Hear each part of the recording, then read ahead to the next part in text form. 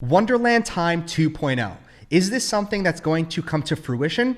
And what you should be in the know about Wonderland 2.0 if it ever happens. Welcome to Hidden Gem Network. My name is Dan DeSilva, and it is a pleasure yet again to create some amazing content for you. And just so you know, there's been a proposal on the Wonderland X, Y, and Z forum about Wonderland 2.0, and I'm going to dissect everything you need to know and what you should kind of think about as well. Now, I also tweeted about this. The Wonderland TIME 2.0 proposal is very interesting. I'm going to be providing kind of consistent updates as well on Wonderland TIME 2.0 and what's going on, and if it becomes official, if it's voted into.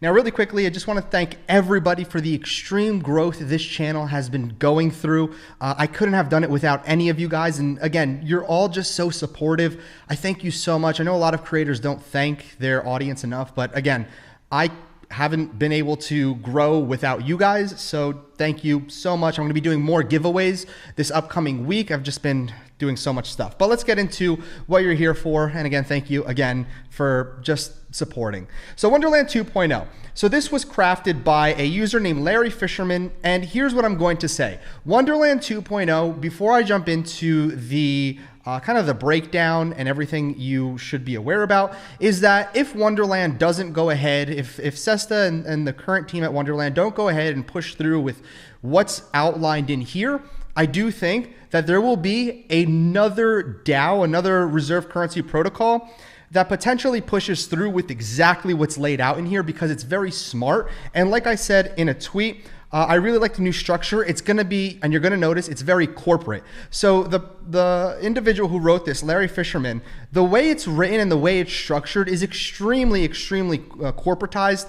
And you're going to notice a lot of similarities between the new structure and corporation, like corporate America. However, with the decentralized aspect, of course. So this isn't something that is going to be controlled by suits, hopefully. And I hope that Larry Fisherman isn't somebody who's part of corporate America and just throwing this out there. Because, again, I like the structure. And just the simple fact that it's proven to work in corporate America is a very good sign. But I don't want you to think because I'm mentioning corporate that it's a centralized proposition, because it's really not. So it offers a whole new layer of security through different roles and committees, which we'll get to in a second, that actually might work out. So let's dive through the actual proposal here. So I'm going to give you the key things and I'm going to break them down. So right over here, there are a few number of shortcomings in the existing Wonderland system. There isn't enough product differentiation between Wonderland, Popsicle, and Abracadabra, which is the entire ecosystem, which again, I actually disagree on this. Popsicle and Abracadabra, they have their own teams and their own different use cases. Abracadabra, of course, interlinks directly with Wonderland TIME, but it also provides different farms to be able to provide liquidity into, being an LP, and pretty much making the entire ecosystem for Spell and Abra and Wonderland work with proper liquidity. However, it's also on-chain derivatives. So that's where we saw the cascading liquidations. And then the third point, I'm not even going to mention the second because it's not really important, but centralization of management decisions. Correct. We all know that Sesta and previously Sifu had all the control of what happens in the actual treasury. Wonderland 2.0 aims to achieve sustainable growth of all investors' wealth while being a catalyst of innovation in the crypto industry and the golden standard of governance and risk management practices. So what does this mean exactly? Well, there's three phases that is proposed to unwind, then develop, and then growing a new DAO, aka Wonderland 2.0. So unwinding and the transition. So firstly, those who no longer wish to participate in the DAO may redeem any wrap memo purchase prior to January 28th, 2022, so a screenshot of the holders, for Treasury equivalent MIM at the backing price on January 22nd, 2022. So if we just go to Wonderland right now, Wonderland Money, we could take a look at the backing price, and individuals who basically want to rage quit will have the ability to do so. And the backing price obviously might have been a little bit different a few days ago. However, we'll get the gist of it. So around 36,000, maybe 35 to 37,000 will be what individuals will be able to cash out their wrap memo at that particular backing price. Obviously, that's a loss for a lot of people. Once the current snapshot proposal is complete, the DAO will transfer, so Wonderland will transfer assets to a new contract for Wonderland 2.0, within 168 hours. That's the proposed time to move the Treasury funds over to the new Treasury on Wonderland 2.0. The entire Wonderland 2.0 Treasury will be converted into low-risk yield farming positions until investment managers are appointed. So what does this mean exactly? Well, think about this, okay? So think about the current Treasury, where is this? $698 million. What they're proposing is to put it into something, depending on how the Treasury is split up, of course. So for example purposes, I'm just going to say, let's go on Phantom and see exactly what stables we can farm on Phantom. So Mempool isn't here. I literally just checked it. The Mempool is no longer here, but let's just go with something such as DAI, okay? DAI stable on Phantom. So it's offering 15.47%. So the proposal says, hey, let's theoretically put this into something safe in order to farm $698 million worth. And for example purposes, let's say it was all converted into DAI. It would be staked in the DAI pool until there is a appointed managers for the Treasury, okay? So we can see under the Wonderland 2.0 DAO, the Treasury will primarily be used to create a diversified portfolio of venture capital projects centered around the thematic of developing innovative applications and novel use cases for the cryptocurrency industry. Now, what's really interesting is that if we take a look at a different project that we've talked about in the past, Jade Protocol, it's interesting to see what they're doing over here because they're kind of following the same exact strategy of kind of using their DAO, not kind of, but using their DAO to invest into different projects. So we've made our first venture investment into DEX pools and are aggressively pursuing additional VC opportunities. So this is the basic strategy of what is being proposed in here, is to invest into up and coming projects and protocols in whatever space really, in the cryptocurrency industry.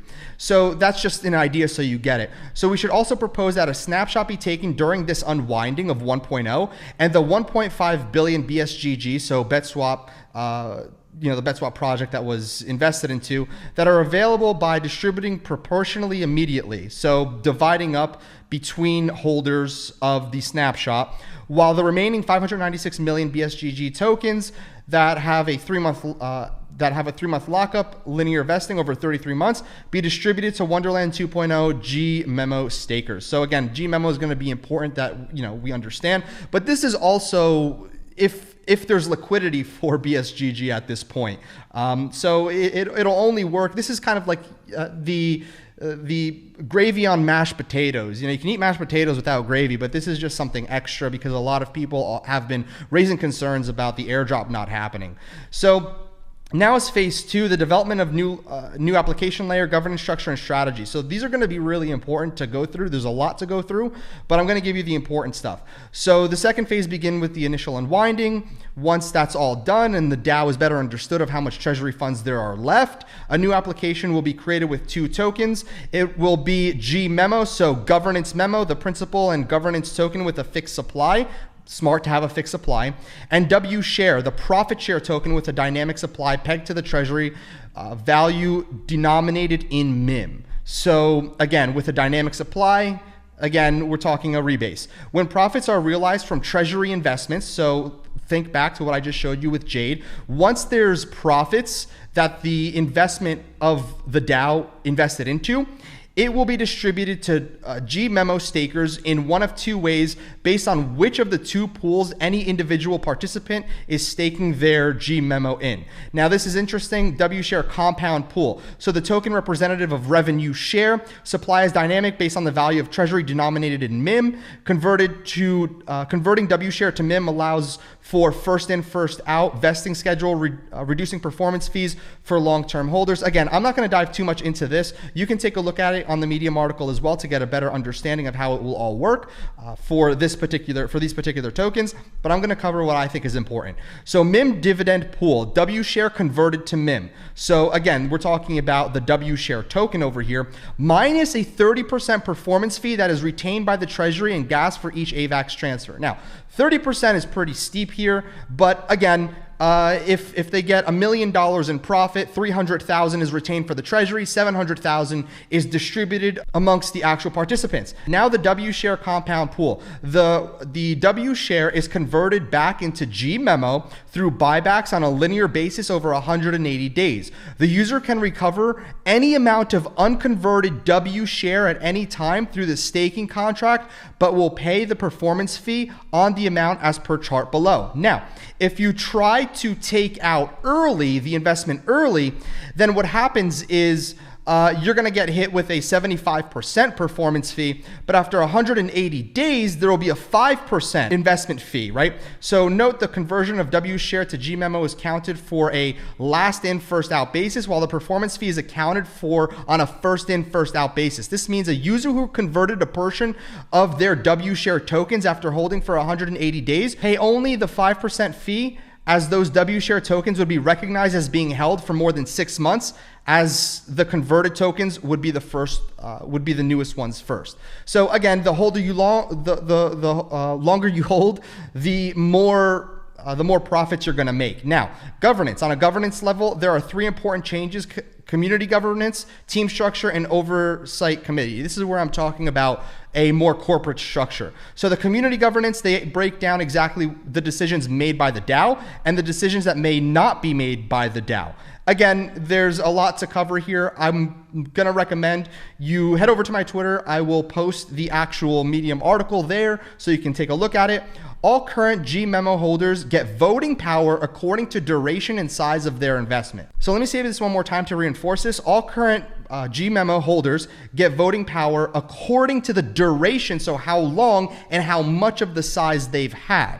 So again, we can see right over here that there's going to be some sort of structure based on how long the actual token and the size of governance tokens you possess. Now let's dive deep into the governance structure, because this is important to really talk about the 5 roles, which help reinforce what I said over here with the security and protection.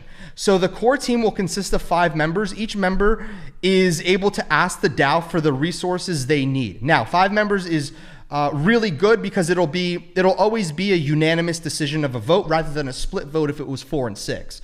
So the 5 roles are strategy officer, responsible for managing the product development roadmap, ensuring the vision of Wonderland, etc. So basically forward thinkers inside of the community. Operations officers, responsible for working directly with the development team on creating new integrations, execute on airdrops, overseeing the operations, aka a project manager.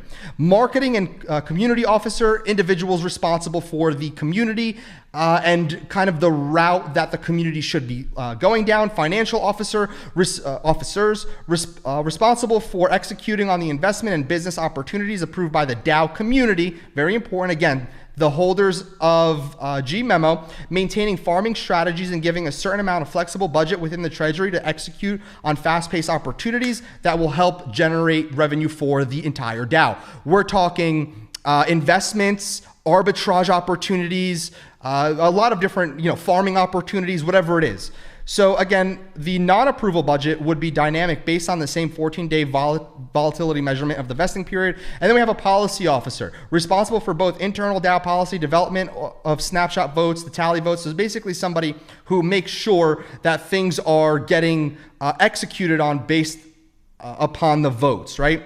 And then we have oversight committee. We propose an oversight committee of 7 elected community members on part-time basis, 4 to 6 hours a week, and meet regularly in order to facilitate governance and supervision. So kind of think of a board of directors over here that, kind of help with the decisions that are made.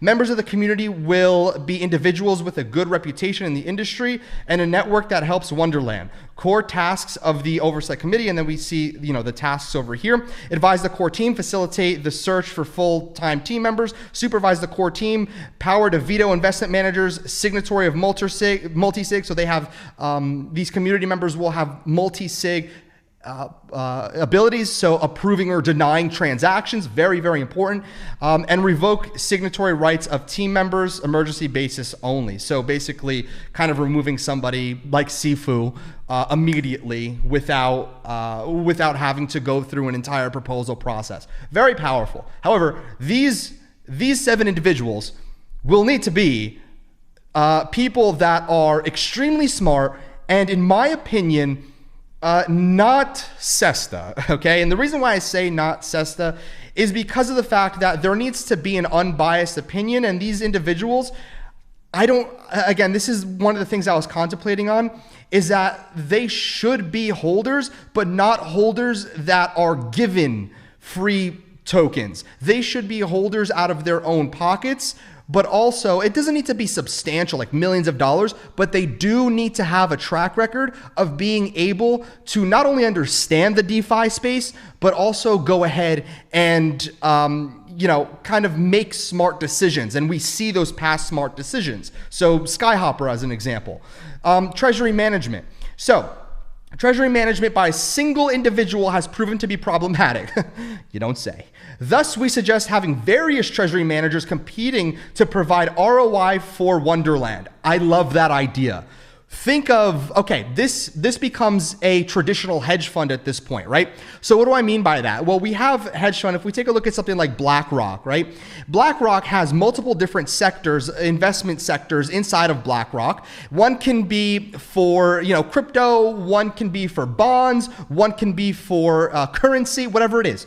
So everybody in their correct sectors have very knowledgeable information on how to act. So we suggest having various treasury managers competing to provide ROI for Wonderland. This is good to diversify. Remember, having all your portfolio, having an entire treasury allocated into one thing can be potentially harmful. So teams, firms, and individuals may propose to manage part of the treasury. The DAO decides who manages how much based on proposal quality and past performance. I think this is genius. I think this is very smart because not only does this give somebody like Skyhopper the ability to participate and show that he knows what he's doing, but here's the thing is over time with his performance, more funds can be allocated to him if he's performing above all the other individuals that are going ahead and competing in amongst themselves to provide investments that are smart for massive gains, massive ROI for the entire protocol. So again, this isn't a one for all. It becomes a who can outperform the other sectors, the other individuals that are using the treasury funds, and then we allocate even more funds to those individuals that are outperforming. Now, let me dive into this. From the point of portfolio vote, the team would work to bring teams, project, and investments forward that would align with the desired portfolio, and DAO can be approved or rejected by proposals. And again, this really dives deep into an example that he went over. And as the team is an elected or hired group, they will be required to be blacklisted from receiving airdrops or incentives, but will still be allowed to purchase the token with their own funding. Now, this is going to be a little hard to execute on, given that if there are airdrops in the community, what they're able to do is have their spouse, think of like Nancy Pelosi, have their spouse go out, create a wallet, buy a bunch of tokens, governance tokens, in order to go ahead and get a massive share of the airdrop. So still in their favor. This is going to be hard to execute on, even if they provide their wallet. It's again going to be very hard. Airdrops will also be distributed 30% equally to all holders, 70% proportionally to holders that would be distributed to the same vesting period, yada yada. So finally, there should be a quarterly audit of the financials with a full risk assessment, a live dashboard showing all treasury funds, and a weekly report given to all investors at least 24 hours prior to a weekly schedule AMA with the financial team, the officer and team. That's good. I believe that's great. This is why I also say it's very corporate. Think about a P&L sheet every quarter where the SEC mandates that these companies, these publicly traded companies, have these reports available to the general public. Same concept. And last, growing the DAO, we should be investing into full-time community management and marketing operations early on. This means paying our community team to create better documentation, essentially paying individuals to grow the entire platform, but doing it in a smart way. And lastly, this means with what I just said, the investment and governance teams will need to take a back seat, and when it comes to communicating the roadmap and reporting, and let it basically happen with the designated roles. So overall, I think this is a great proposition. However, the only thing that's stopping other people from forking Ohm and creating this in their own DAO is the fact that the Treasury is here for Wonderland of $700 million already. This will work given winding it down. However, the structure for the actual DAO is very smart. again, follows a very corporate strategy. However, let's face it, this previous strategy that we followed with Wonderland clearly didn't work. So maybe trying something different and giving this a second chance is potentially something that we can see if it works or not. But again, it's all up to the community to vote if they want to do this or not. And I'm gonna leave this here, and let me know what you think down in the description or down in the comments down below. Take a look out on Twitter because I'm going to be posting a lot more information regarding this as the days go on. And if you enjoyed this, slap a like on the video for me, please, and subscribe with notifications. That would be fantastic. Look out for giveaways happening on Twitter very soon. Hidden Gem fam, I will see you guys so soon. There's a ton of info that's coming out, and we just got to stay on top of it. All right. So again, bye guys. Have a safe and wonderful day. Hope your families are all right, and God bless. Bye everybody.